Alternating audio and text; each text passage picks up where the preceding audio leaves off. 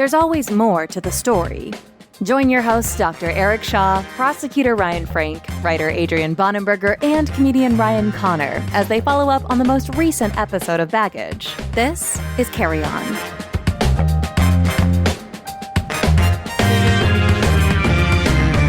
Hello, everybody. Welcome to Carry On, the supplemental episode of Baggage. That was one take. But then you stop. Then I stopped. Yeah. I don't know. I don't know that it counts as one take if you stop. This episode's myself, Ryan Connor, and Eric Shaw. Anyway, let's get right into it. When the last Carry-On episode, you weren't here, Ryan, but we talked about abusive head trauma. You were here for We're that, here right? with 2 playoff teams. Oh, you son of a bitch. Look, I finally got the records up. Dude, here's the deal. Other teams scored more on me than everyone else by a wide margin. My opponents averaged 10 more points a week than yours, Bricks. That's why I was 7-8. You know what? This is fun. I think we should spend a half an hour talking about... This won't be part of the show. Let's start over. Sorry about that. Oh, that was part of the show. I'll put this in. Just analyzing why you're in our fantasy football playoffs and I am not. I should not be. My team's terrible. Are you using that as an excuse? That's like just carelessness on your part. Yeah, I don't even know what you're talking about, dude. Who cares? You would have made the playoffs if you'd set your roster, but at the same time, I would have had more of a margin if if a couple things like injuries, like at kickoff, that weren't announced. But yeah, that's how it goes. I like how mine is my fault. Yours is like it's just the no. league I'm just up. saying both of them. It's nobody's fault, or like things would go differently. Yours is definitely your fault. Anyway, let's talk about why we're here. So we talked about, I guess it was about a month ago with the last Carry-On episode, we were talking about abusive head trauma. And I was getting upset, I think Eric would say, with the idea that... I thought we were talking about libraries. We were. We're following up on a couple different things. Okay. But it's interesting that after we recorded that episode talking about abusive head trauma, New Jersey, a court in New Jersey came out with a big case. So now that in New Jersey, you cannot convict someone of murder for a shaken baby case. They cannot be convicted of murder if the only evidence you have is medical evidence that they shook the baby. You have to have additional evidence. You have to have additional evidence, physical, visible evidence of bruising or a neck injury. If you don't have that, can't be guilty of murder. Completely arbitrary, not supported by the science, but it goes in line with the attack on abusive head trauma that we were talking about a few weeks ago, Eric. That's mind-boggling. That's a state law now. Yeah, it's case law. So a judge. Oh, it's a case law. Case law. Okay. So basically, if you do it with a blanket around the kid, there's not going to be any bruising, and then it's legal. Eric can jump in here, but the science would tell you absolutely will not have bruising many times with abusive head trauma. You won't have exterior bruising. Well, quack experts have said, without that, there's no way the kid could have been physically abused. This sounds like the NFL people. The NFL people who are like, we just need bigger helmets. And it's like, no, it's because you're running into each other, running 20 miles per hour against each other. Yeah, rapid acceleration, deceleration. Yeah, humans don't like that. It's called counter-coup injury. And it's basically that your brain, it's just physics. And your brain are moving forward. You stop, and your brain is encased in kind of a little bit of liquid. And so it just keeps going and squishes kind of against the inside of your skull. That's the very nature of a concussion or like an internal head injury. Yeah, it's just crazy. It's just crazy that, in 2025, we have rulings that are so contrary to the science. Adults who wasn't Liam Neeson's wife that died basically like head trauma from like a relatively minor, I think it was like a ski accident or fall or something, but it was the same thing. Like her basically, she got a subdural hematoma, and once that happens, it'll just fill with blood and you'll die. And I don't know why they would think that that couldn't happen to a baby. Right. That's what happened to Saget too, right? Bob Saget. Oh, I didn't realize he went. Yeah, I think that's what happened to him too. He slipped in his hotel room, hit his head, thought he was fine. Nothing, nothing external. Yeah. You may not have like a skull fracture. You may not have something external. It's that tearing force inside. I thought, dude, I went to the ER for a CT scan one time because I thought I had a severe thing. So my feet got taken out from under me when I went for a rebound. So my head probably fell 8.5 feet, like straight on my head on a basketball court. Led with it. It sounded like thunder in there.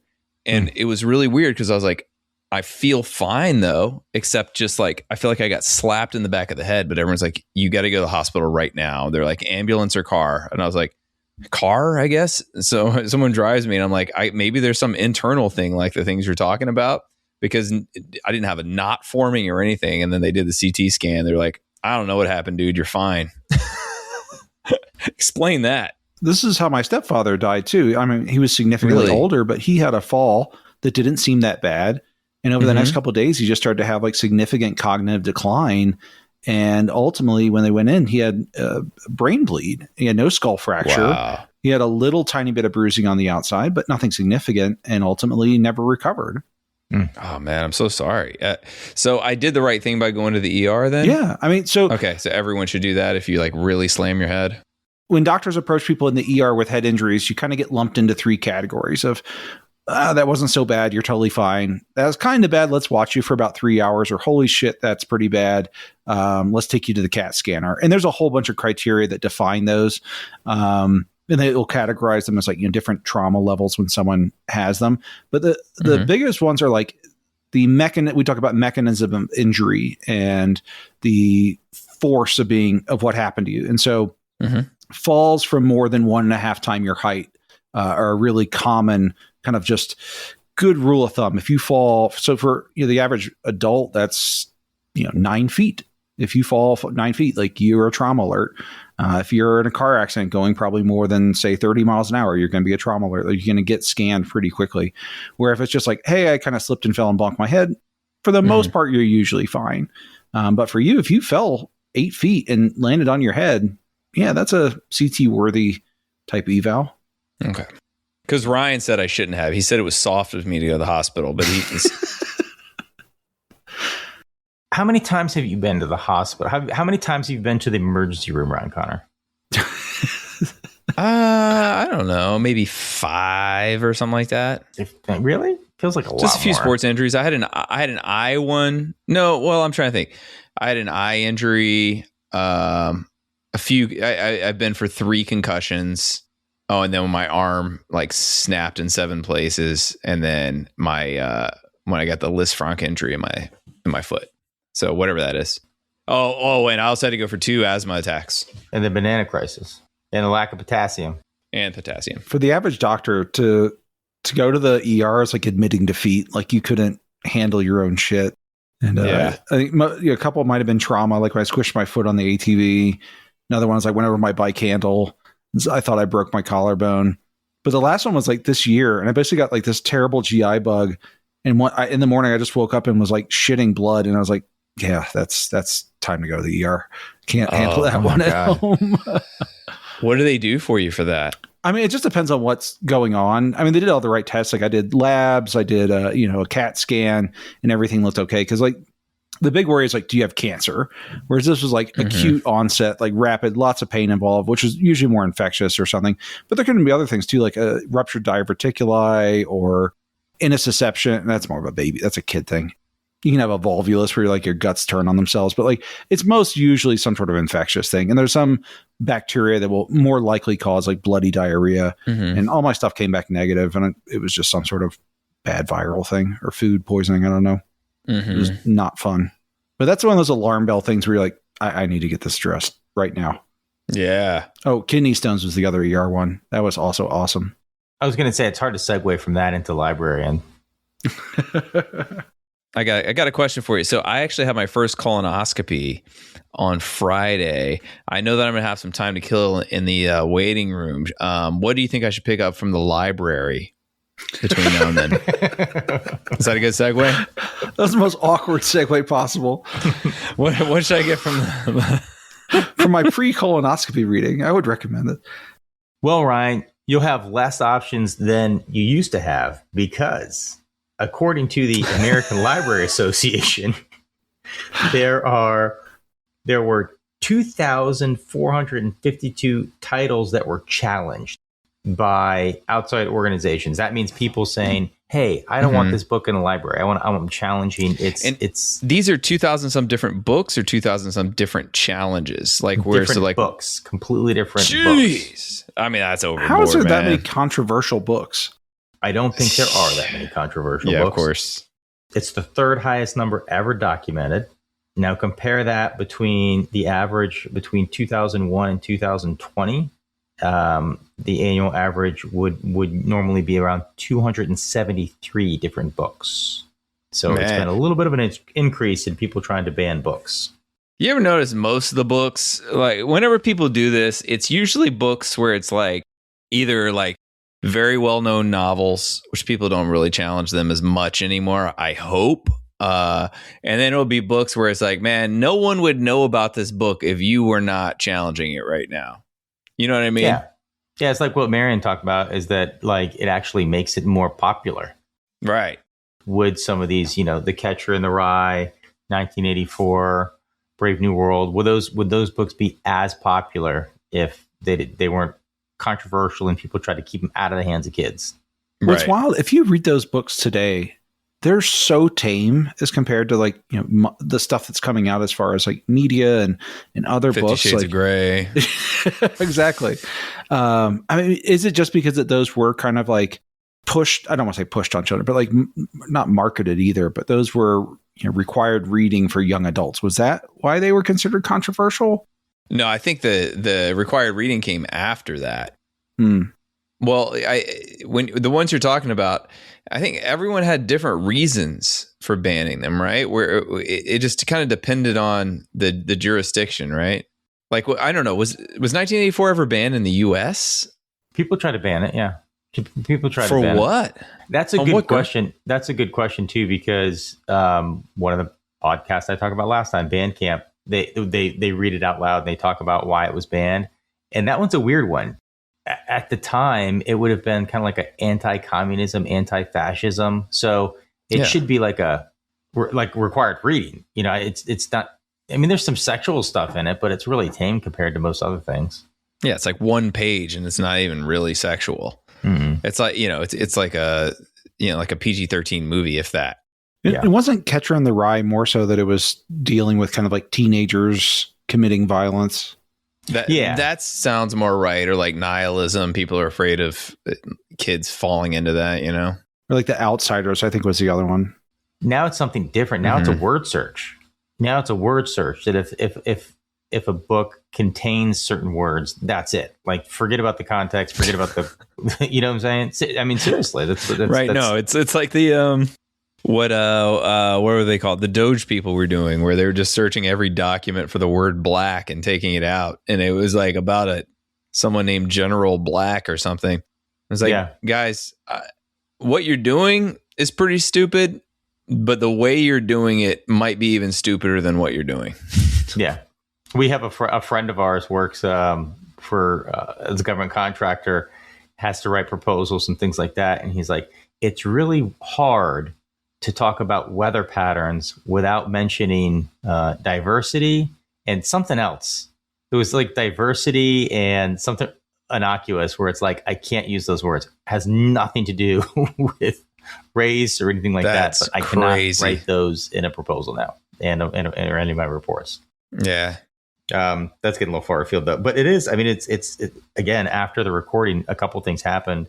It's because it's very much in the news. The Supreme Court refused to hear an appeal from the 11th Federal Circuit Court of Appeals. So, the 5th Circuit Court of Appeals covering Texas, Louisiana, Mississippi, things like that, those areas. Such that the current law now is that if in those areas, if a book is banned, you do not necessarily have a First Amendment right to challenge that, right? So the Fifth Circuit found that it is not a fundamental right to have access to the information in those books, which typically that has been the thing. You would have grounds to challenge a book ban on First Amendment rights, because there's also part of the First Amendment, freedom of speech, is freedom of access to information. which usually encompasses banned book. The Fifth Circuit basically said, not now. It's kind of interesting the Supreme Court didn't take it up because it seems like that's a bit of a reversal. Not for the next 3 years. What the founders meant was not while Trump is president. So there's multiple levels. At the trial level, the district federal court, that federal judge said, yes, it does cover freedom of speech. These 17 books that were banned, you have to put them back on the shelves. It's a violation of First Amendment, the way you guys tried to ban these books or remove them from the shelves. The Fifth Circuit Court of Appeals reversed that and said, no, this does not implicate freedom of speech because, quote, if a disappointed patron can't find a book in the library, he can order it online, buy it from a bookstore, or borrow it from a friend. Therefore, they have access to it, which is a little ignorant, possibly, on how people access book information. I mean, it's like, I mean, you just said 2,000 were challenged, so it's like the idea that, you know, the number of books that are out there. Just say the three of us probably have a lot more books in our homes than most people have on average. Even still, if there's a book I wanted to read, the odds of you two having it or vice versa are not very high. You can just go on Amazon and buy it for $35. Oh, you're right. Just go ahead and buy it. It doesn't matter. You know, like that's not a discriminatory thing when we're talking about, access to information. Right. And in this particular case, it was 17 specific books. So those, if you are in, what is that? Texas, Louisiana, or Mississippi, just go out and buy 17 books, which is, I think most people in that area, the average income is probably pretty high, right? I think Mississippi pretty high. But I think it's missing the point of like a library. Most of them are government funded and paid for by taxpayer dollars, which means if it's censored in that is government sanctioned censoring of this material. That seems fundamental first right stuff here. Yes, it's not like banned in the entire country from sale, but you have the government saying it is okay to block it in these in the libraries, which seems fundamentally wrong. Am I just looking at that, differently? It seems like we talked about this in the episode. We try not to be political, but this one just seems like it's not politics. I mean, it is politics, right, but it's purely politics. It doesn't seem very. Oh, I see the point from both sides. This one doesn't seem like it's that because it seems a little arbitrary on the banning. But anyway, there's a bunch of articles. Like since we recorded the episode, a bunch of articles have come out, and maybe just because it's in my algorithm now, I don't know, about just how librarians. There was this librarian from Wyoming won a lawsuit for wrongful termination because they refused to remove a book. Directors of the library said, take this book, this LGBT books, take them off the shelf. Refused to do so and was just really vilified, was fired. And then activist groups labeled her as a pedophile and a groomer online and just went after her, which kind of makes sense on why we had such a hard time finding a librarian as a guest. They're just terrified of backlash out there from a very, very small segment of the population. I'm curious. Normally there's this back and forth with the political of one side is going to do something, the other side doesn't. And I just wonder why the left has been hesitant to do any of this type of behavior as well. Why has anyone ever tried to get Rush Limbaugh's books banned, or why has there never been a counter to this? It's always the right going after liberal books. It's a good question. Generally, the Puritans are on the right? Although now there's plenty of leftist Puritans too. Leftist Puritans now, but I think that's sort of a more recent thing, and I think they tend to be more they're moral purists to the same degree, but I think they're a little less. We have to protect our children, whereas on the right, I think that's how their Puritanism plays out. Does that make sense? No kid is going to go read Rush Limbaugh's book. I think it's simpler than that. Democrats are just lazy and can't organize. Well, there's that too. So I definitely don't have a segue for this one because Ryan, on the group chat, you had mentioned that there was a vacuum. There was a hole in the podcast universe for middle-aged white man talking about true crime. So you want to talk about John Benet Ramsey. And so the floor is yours. I wanted to. This seems like something to talk about when Adrian is here too, because basically there's we have an coming onto the show, so let's wait till after that. Okay. Talking about that case. Okay, that sounds good. I forgot about that. That's another one. I forgot about the person. We got next year's gonna be some good freaking guests, man. But anyway, it was a very enlightening episode. That was one of my favorite episodes. You wouldn't think Librarian was going to be one of the more attention-grabbing episodes, but I really like that.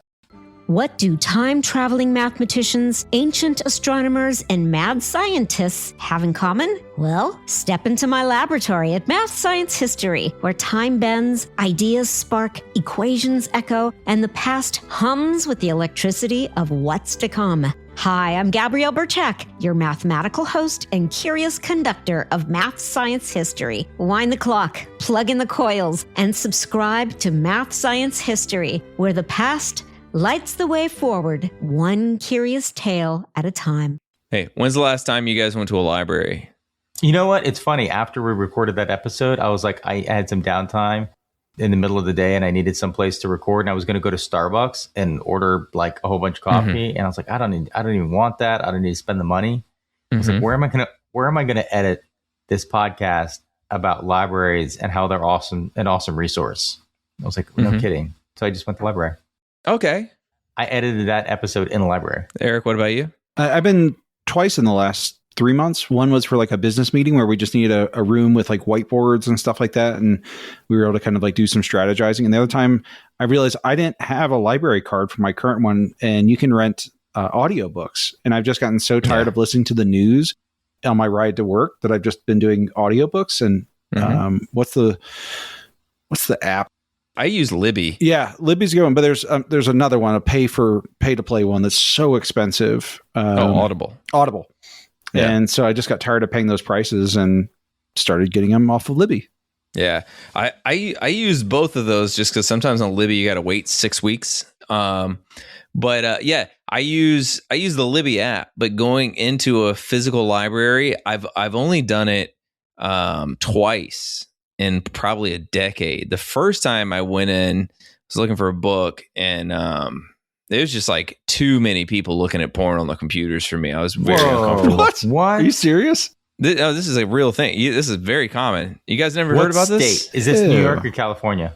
It's California, but this is what happens in cities. It's like homeless people go to the library to look at porn. Gross. So I kind of didn't really hang out long. But then I've been to a couple in LA, but one of them I was so excited to go to. It's like beautiful. There's a museum, this beautiful workspace. I still ended up working there, but I was like, hey, where's the library? And they were like, this is just the media. We only have like audio media here. So it's just a library of just like records and CDs and DVDs too, which was very cool, but just not what I was looking for. So I was like, all right, I'm back to the Libby app. Do presidential libraries count? Oh, I go to them all the time. I'm not even joking. I know you are. You're a big presidential library fan. No, this is not a joke. You're a big presidential. No, because it's not really a library. It's a museum.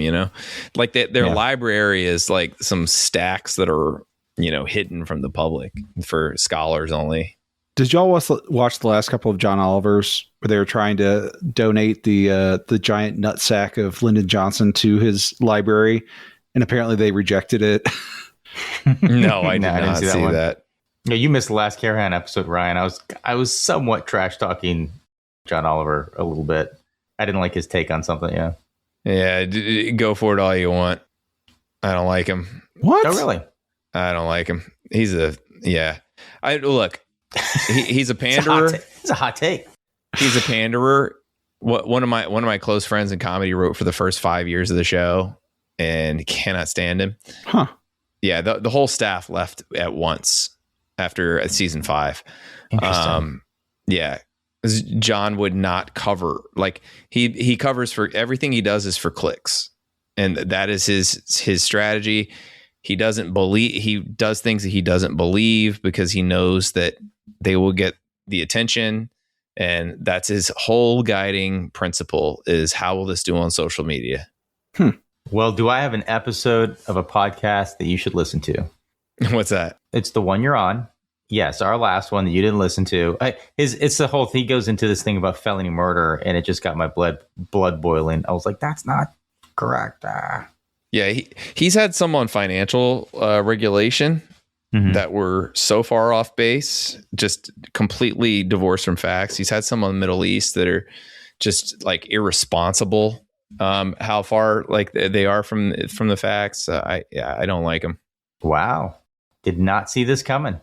Yeah, I like the beginning of the show. I thought it was a funny show. Now I call it Rachel Maddow, but less funny. Ooh, Have we just started a feud? Ouch. Are we going to start a feud? I'm fine. I'm fine with it. I don't care. I don't think he's funny. No, he's very funny. Actually, he's very funny. Just his show. I just think his show has become like sanctimonious, but he is very funny. We've thrown the first punch. So, John Oliver, go ahead and start this feud, and our tens of listeners will respond in kind. Any news is good news. What is it? Exactly. Any press is good press. Any press is good. Yes. Yeah, any press. Yeah. Your words aren't really coming out. Right. You know what? It's almost like I don't speak for a living. You know. Sorry, I only know how to talk about violence against children. Yes. Then it comes out Shakespeare. I've been showing Rainey like all these old movies that I liked. When I say old movies, like stuff from like our childhood, and I recently showed her what I will call the new Romeo and Juliet, the one with Leonardo DiCaprio. Do you realize that is 30 years old?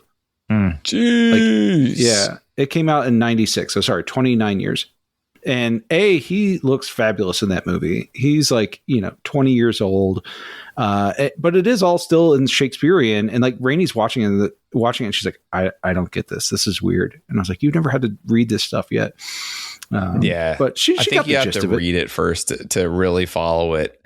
It's like I've seen it, before I watched the Macbeth movie. I was like, I got to reread this just because I think like in that natural pace of speaking, it's like you lose most of it. Yeah, it's hard to.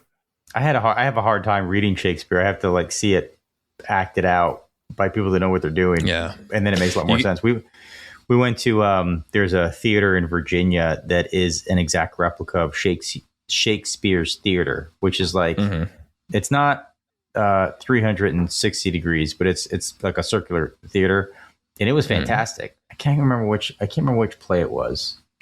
I want to say it was with Caesar. No, it's Julius Caesar. Julius Caesar is the play. Yeah, it was great. It was great. But if I had read that, I don't think I would pick up on all the nuances and the mannerisms. And you're going the other way. I think reading it's where I get the nuances. No. In fact, I'm the other way around. One of the things I saw recently is probably over a year ago, was that they think maybe the pronunciation of words they have wrong. That if you look back to Shakespeare's time on the way they said things, it rhymes better, it flows better. So it's actually even better if you can figure out the history of the pronunciation of a lot of the words that he used. Right. Basically, it's Shakespeare is like full of puns, and they don't make sense to us, and that's why. Because they were culturally relevant back then. The puns they were that we culturally would do today. relevant, but then the accents changed, right? So there's a community in like northern North Carolina, and there was a BBC piece on this like 20 years ago, where they said the accent is the closest of anywhere in the world to Shakespearean English, and they had them. This is researchers at Bristol University in England. They had them reading some lines from, I don't remember what play it was, and suddenly it rhymes. Things that were like slant rhymes to us or just didn't rhyme at all in their accent, it all kind of comes together. So anyway, it's pretty interesting that like the accent's completely switched and the old British accent is in the US. There you go. So go to your local library, check out some Shakespeare before it gets banned. And as far as brutalizing kind of cultural puns and jokes too, with our last guest being Marion, and you messing up the name on the episode, would you have Miriam or something like that? And I was making fun of the you. initials. I think I put like a M on there or something like that. No, you had it Miriam instead of Marion. Okay. But I was joking with that at my friends at work, who are all huge musical fans, got the joke immediately there, and I fucked it up too. And I was like, "Oh yeah, you know the musical Sound of Music, right? You know, Marion the librarian." And they're all like looking at me like, "There's no Marion the librarian. You mean Music Man?" I'm like, "Yes, that is exactly what I meant." I mean, last time I saw Music Man, I think I was like 5. So I don't believe I caught your name. I don't believe I dropped it. Except one would be but anyway. So I was in the pit orchestra for that play. So Adrian and my wife, Adrian's my brother-in-law, they grew up watching Music Man, not because their parents made them watch it as a tradition or anything like that. They just were fascinated by it. I can't really place it, but both of them, word for word, every single song of Music Man they can quote and sing, every single one. And I'm like, but you haven't seen Red Dawn? Like I don't know. I don't know who you are. What do you mean you never saw Predator when you were 10 years old? Come on. Yeah. Oh yeah, for sure. I don't think my parents knew what was on HBO after 8 p.m. because they went to bed early. The things me and my brother were exposed to. Oh my God. I saw either Raw or Delirious before I was in school. Nice. I was awake and I don't know, no one was in the living room. I walked in there and it had just been left on HBO. Nice. And it must have been like during that 2-week free month HBO trial or something. And I would just watch. I had no idea what I was seeing. To me, it was just a man on stage in leather. But I definitely didn't understand anything he was talking about. I remember watching Rodney Dangerfield used to have like a comedy show, and it had so many big stars or people that are big stars now, like Wanda Sykes and Tim Allen. I think Dennis Leary was on it, and just all these guys. But I was like 10 years old watching this stuff, and it was so over my head at that point. But it was fantastic. My dad definitely exposed me to some more risque stuff early in life. Yeah. Predator at 10 was the penultimate one. Yeah, I would say I was probably like 10 to 12 when I saw Predator, and it wouldn't even until you say something. I was like, yeah, that makes sense to me. Now I have kids. I have my oldest is an 8-year-old. He just watched Goonies not too long ago. Like we're definitely started him off way slower than the stuff I was exposed to. I just watched that with my kids too. And Goonies is actually a PG-13 movie. Yeah. There's quite a bit of like cursing. There's some scary stuff in there. Sure. My 8-year-old did okay with it. At Thanksgiving, we wanted to show our niece and nephew Gremlins, right? Oh God. And they were like, I don't know if Emily's ready for that. Cause like, I think she wasn't allowed to see, Never Ending Story till very recently too, because of the horses. And she's 9 now or 8? And we're like, no, Gremlins is fine. Thankfully, we didn't watch it. Once we got home, Rachel didn't remember. I'd seen it so many times, and I remembered the broad strokes. Rachel didn't remember anything from it. So we watched it, and then we're like, good God, how is this PG? And then we look it up. It's one of 2 movies that are the reason for the PG-13 designation. That did not exist before. It came about because I think Gremlins and Last Crusade, I think. Yeah, I mean that lines up because I think we saw that was the only Gremlins sticks out to me as the only movie my parents took us to in the movie theater, and we left. And my parents were like, oh my God, we messed up, and took the whole family and we left. And I was freaking out. I was real little. When that came out, probably mid 80s, right? So it would have been like 5, 6, 7, 8 somewhere. You mentioned the Never Ending Story. My mom had to take me out of that theater when the horse went down. I was just losing my shit. The first wolf thing set me on edge, and then the horse dying, I was just like, can't do this. That was my favorite movie, man. It's great. I like it now. And, Disney's Robin Hood. Yeah. But when I was a kid, I got it for Christmas when I was 4. I watched it, almost daily for years. And That's I don't such a know good why the one. horse thing didn't bother me. But look, I don't like horses. So that might be why. Oh, this thing Maybe again. I was like, let him die. Jesus. We've been over this, haven't we? You're very anti-horse. Yeah. Well, no, I mean, I'm fine with them existing. I just don't want them close to me. Okay. They scare me, man. They're so strong, and they can break us in half. I don't want to be near one. I don't know where to go with that. That's weird. It's not weird. It's not irrational. I mean, they hurt, they kill people. I mean, they're not intentionally usually. Oh, so do dogs. They don't hunt people, but Dogs hunt people. Yes, they do. But a horse can be your friend, and then it just accidentally kills you. Weren't you? You were there for the episode with Dr. Ryan and equine therapy. I mean, they're not violent creatures. No, they're not at all. They're not at all. But if you spook them, or you stand in the wrong place, you get a hoof, you're done. I mean, but do you have some sort of bias against like elephants or other animals? I would not be on an elephant either. I mean, dogs probably kill more people than horses do every year. Yeah, but how many like dogs dogs are there versus how many elephants? I mean, versus horses. I'm just saying, look, a dog typically that's a bicycle accident. Typically, a horse, that's a car accident. Yeah, Christopher Reeve, man, Superman. Exactly. I always go back Superman. to that. Yeah, he was a master rider. Mm-hmm. Ryan, didn't you almost get squished by a horse? Yeah, kind of. I grew up with horses, and I had a horse that it was a really hot summer day, and the rest of the people we were riding with were up on a ridge, and my horse wanted to go down in a little puddle, which is fine or whatever. It stopped in the middle of it, and then horses sometimes will roll in cool water to cool down, and my horse wasn't very well behaved, and it just started to roll. And I had to jump off and cling onto the side of like this little small cliff thing. I was safe. It was fine or whatever. The horse rolled and, back and forth in the water and stood back up, and I jumped back on and kept going.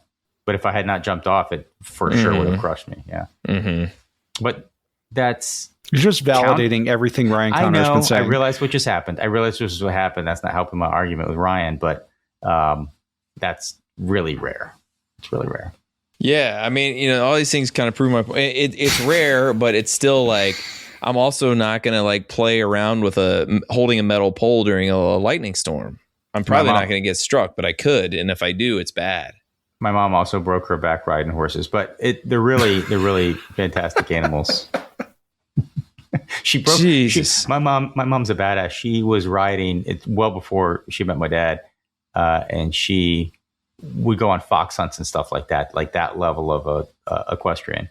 She was borrowing somebody else's horse one day, a horse she wasn't familiar with, and it threw her, and she broke her back when they were out in the woods, and she had to crawl with a broken back on her elbows for like, oh my God, I don't even know how long, a mile or something like that to get back. They're basically just small-mouthed hippos. Well, I mean, no one should be riding a hippo. That's crazy. My point exactly. You're wrong, but I'm not making my points like I want to be making my points right now. Horses are great. A horse broke my mom. I love horses. One almost killed me, but it's okay. It was warm. You're not making good points at all. No, I did. I rode them growing up, and then it was about age 12, somewhere around puberty, where I was like, I don't want to ride English. If anybody doesn't know the difference between English and Western is like cowboys, like how cowboys would ride. And then English is like Christopher Reeve and showing, and it's all proper and stuff like that. And I only rode English. And my mom was like, you're getting to the point now, you should start doing some horse shows and things like that. And I was like, I'm out. Is it just posture or something? Oh, wait. It's totally different saddle.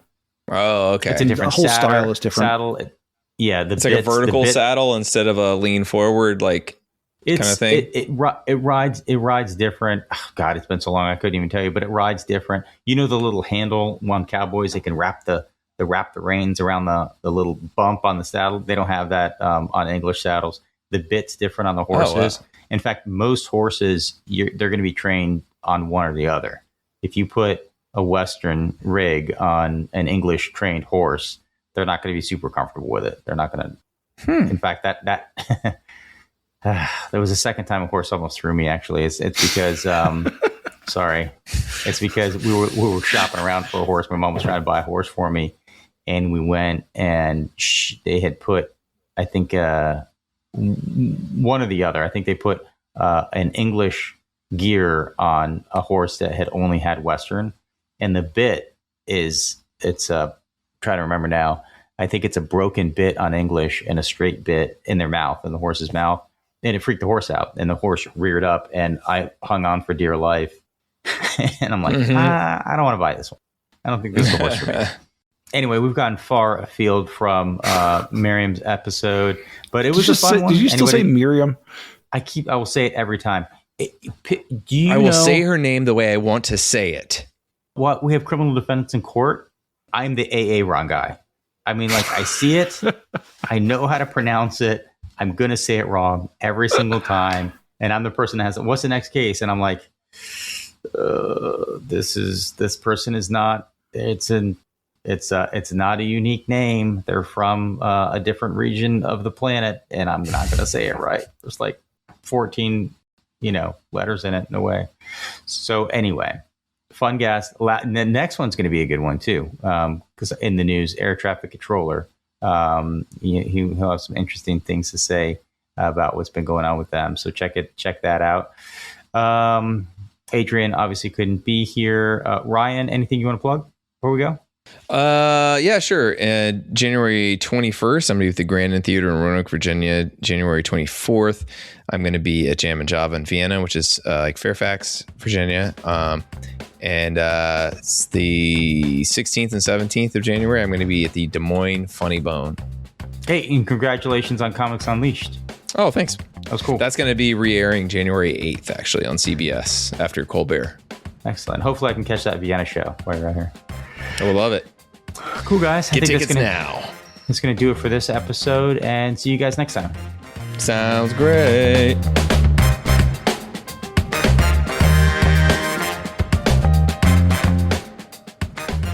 Music for Baggage provided by Quincy Ledbetter. You can find his stuff at qledbetter.com. Graphics provided by Megan Weaver. You can find her at meganweaverart.com. Special thanks to our premium members for their support. You can become a premium member by clicking subscribe in your Apple Podcast app or by visiting thebaggagepodcast.com/support to sign up or to gift a membership to someone. A percentage of all proceeds go to charity. If you have any questions, comments, or a good story to share, please email us at thebaggagepodcast@gmail.com.